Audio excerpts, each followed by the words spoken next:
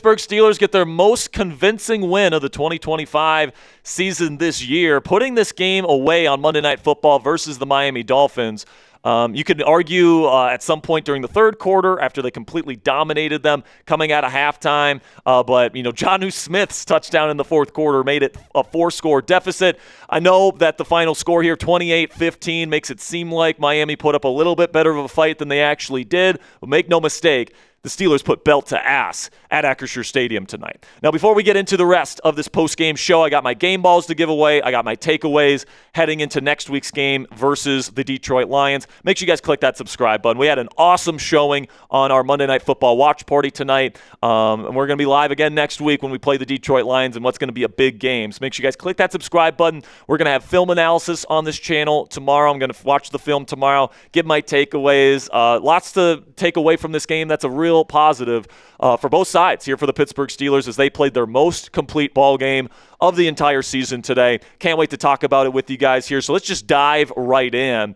And, I really don't think that the score and the stat line specifically for Tua Tagovailoa indicates just how dominant the Steelers were today, specifically on defense. I mean, there was a point in this game where the Steelers were up 28-3, all right? And that was early in the fourth quarter, and Tua Tagovailoa at that time had only 60-something yards passing. I mean, there was a bunch of garbage time yardage and touchdowns for the Dolphins. But really the key to this game, in my opinion, guys, was that the Steelers' run defense held Devon Achane, the guy that everybody thought was going to run for like 200 or more yards in this game because Derek Harmon was out and TJ Watt was out, held him to only 60 rush yards. He actually ended up with more receiving yards than rush yards. So big shout out to the Steelers defense up front for holding Achane, particularly early in this game. On the offensive side of the ball, Aaron Rodgers played really well, 23-27, 224 yards, 2 touchdowns. He was awesome today in situational moments. Kenny Gainwell had another phenomenal performance. He was this team's number 1 running back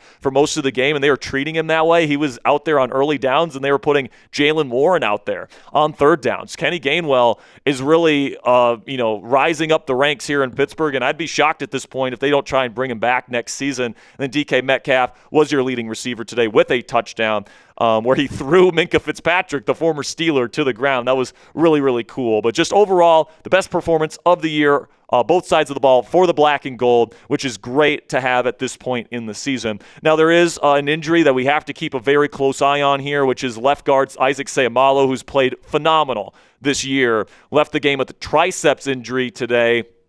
Triceps can be really serious injuries, guys. That could be season enders.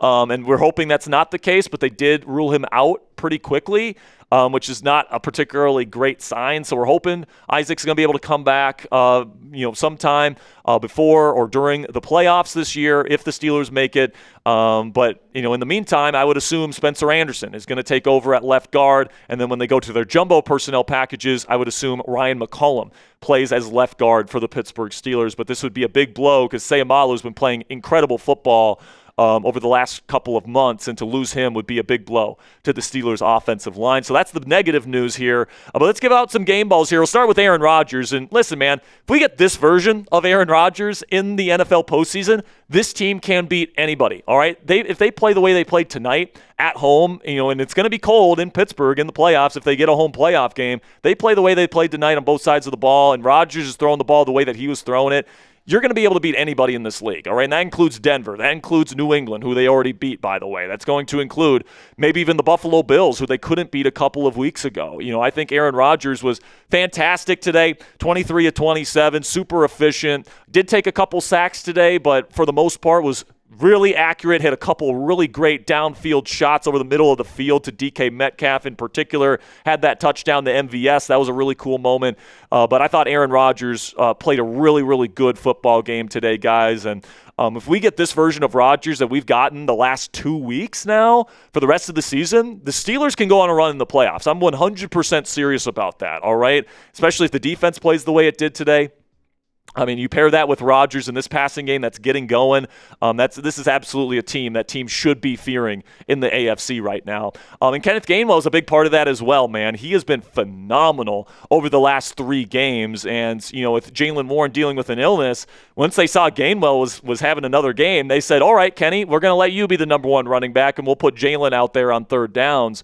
And that definitely worked. I mean, Kenny had 80 yards rushing today. He added 46 yards through the air, picked up a lot of first downs. He averaged over 6 yards a carry, so the efficiency was off the charts. Kenny Gainwell, paired with Jaylen Warren in this offense, is absolutely a dynamic duo at running back. They can make stuff happen out of nothing, make guys miss. They can catch the ball out of the backfield. It gives this Steelers offense some versatility there at the running back position and leaves a lot of options on the table for Aaron Rodgers. And, to have two guys like this is an absolute blessing and a luxury, and I'm so glad Kenny Gainwell is a Pittsburgh Steeler. Then a game ball goes to Marquez Valdes-Scantling. He was really patient, man. He waited on that practice squad for multiple weeks waiting for his chance.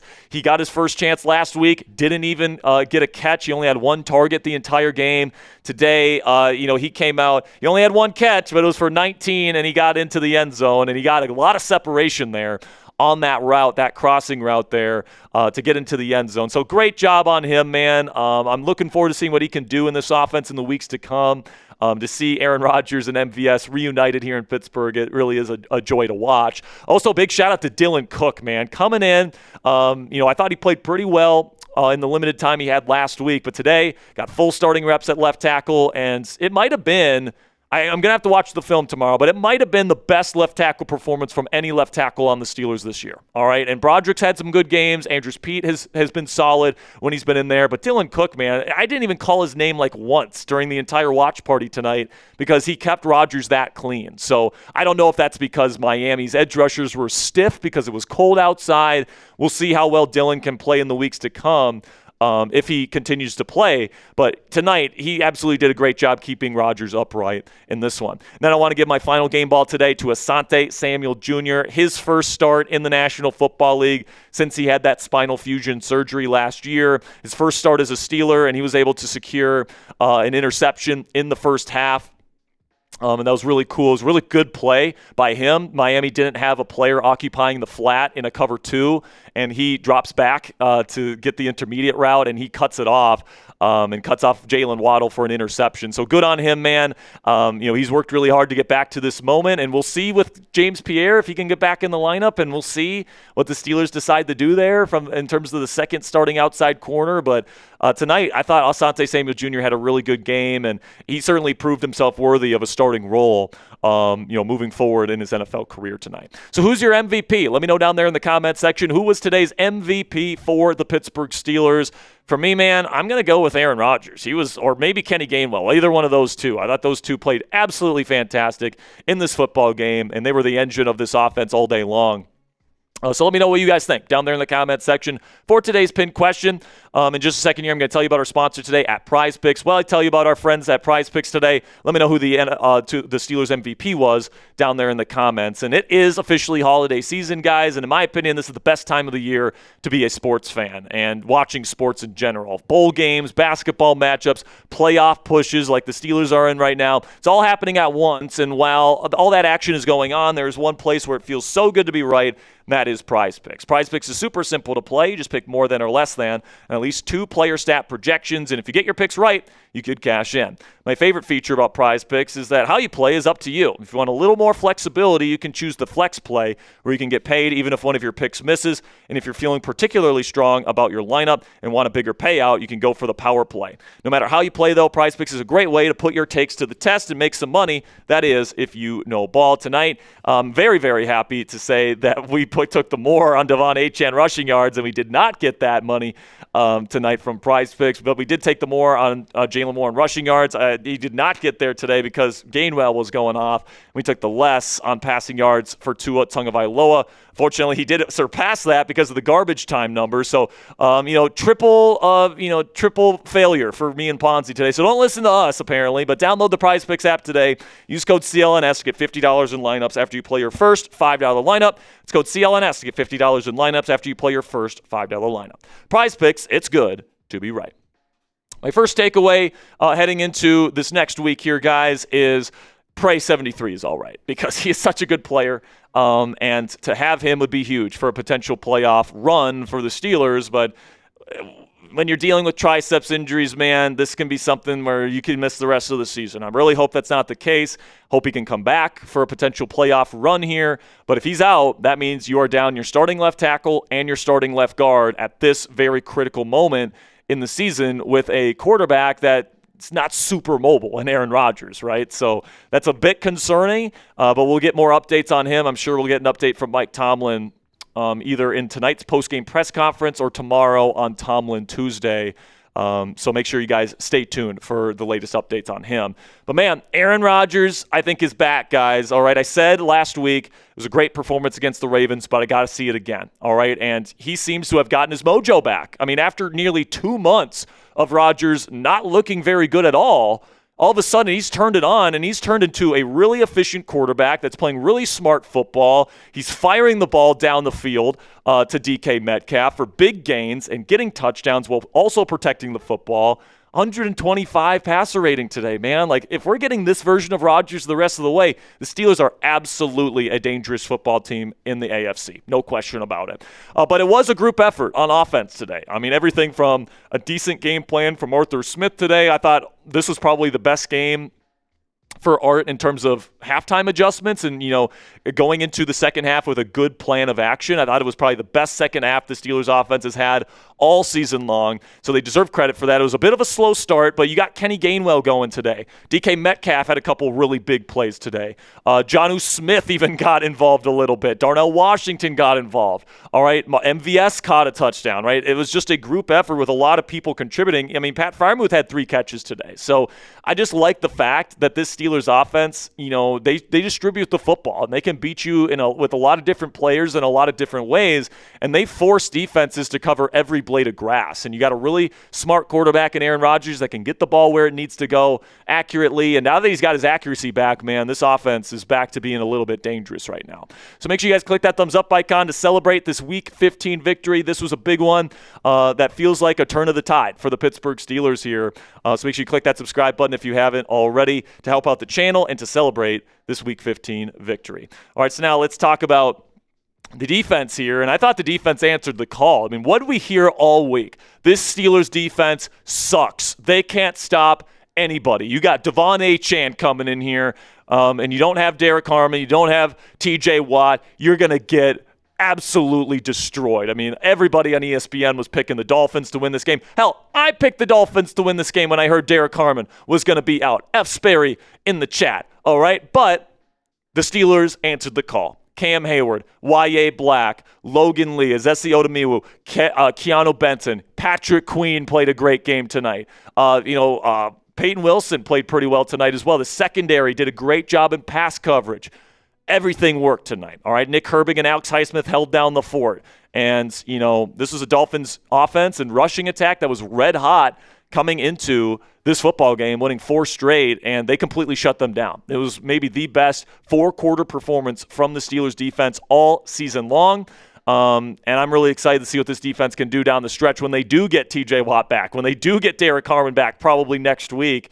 It seems like this defense, as well as the offense, is catching fire at the right moment, and that's exactly the feeling in Pittsburgh right now. After 2 straight wins, you have still that game advantage over Baltimore in the division. Feels like the Steelers are rolling now, and it feels like the offense is playing the best ball that they've been playing all season long. The defense is now gearing up to play its best defense and its best game that they've played throughout the season. And, the timing seems right for this team to get hot because you got 3 games left.